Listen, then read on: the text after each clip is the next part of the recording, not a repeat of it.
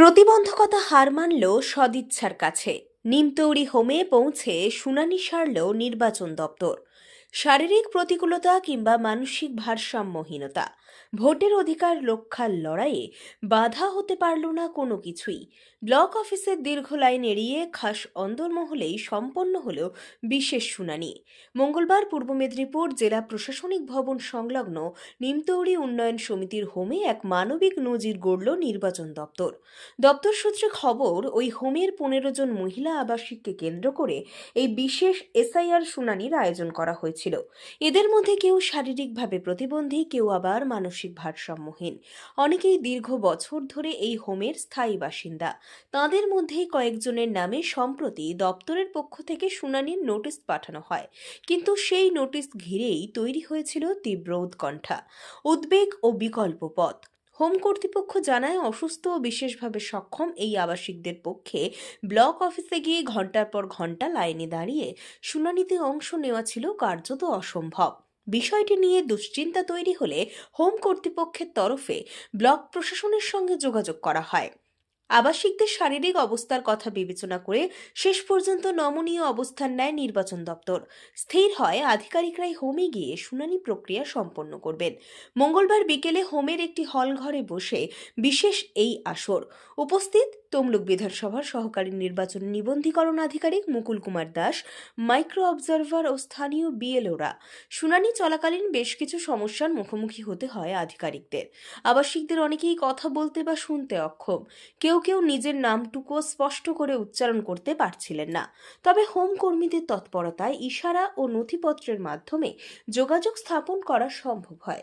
শেষ পর্যন্ত প্রত্যেকের সই ও টিপছাপ নিয়ে স্বচ্ছভাবেই প্রক্রিয়া সম্পন্ন হয়। এদিন শুনানি শেষে মুকুল কুমার দাস জানিয়েছেন, এই 15 জন দিব্যাঙ্গ আবাসিকের পক্ষে ব্লকে আসা বাস্তবসম্মত ছিল না, তাই মানবিক কারণেই তারা এখানে এসে পৌঁছেছেন। আদালতের নির্দেশ, সরকারি নথি ও হেফাজতের সমস্ত কাগজপত্র খতিয়ে দেখে শুনানি করা হয়েছে। প্রশাসনের এই পদক্ষেপে স্বস্তির নিঃশ্বাস ফেলেছে নিমতৌড়ি হোম কর্তৃপক্ষ।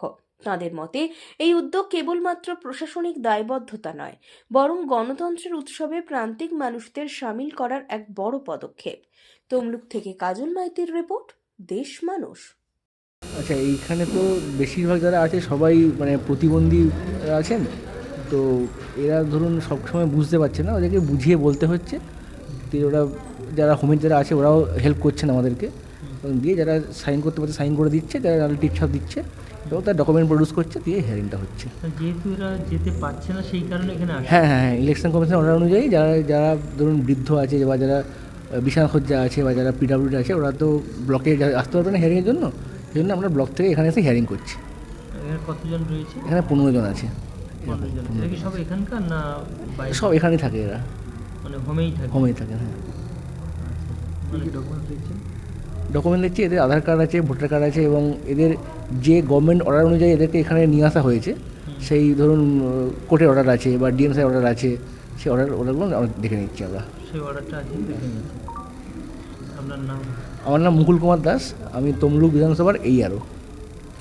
নিমতৌড়ি তমলুক উন্নয়ন সমিতি আমাদের যে হোম, এই হোমে যে সমস্ত আবাসিক আছে তার মধ্যে আজকে 15 জন আবাসিকের এসএআরের হিয়ারিং হচ্ছে আমাদের এই হোম ক্যাম্পাসে এসে।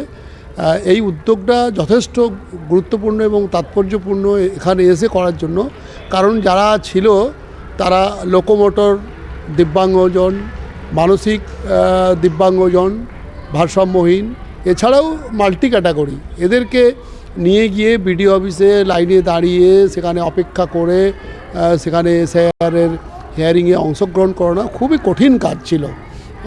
সুতরাং এখানে এসে হিয়ারিং হওয়ার জন্য নিঃসন্দেহে একটা ভালো উদ্যোগ নির্বাচন কমিশনের, সেজন্য আমরা তাদেরকে সাধুবাদ জানাচ্ছি।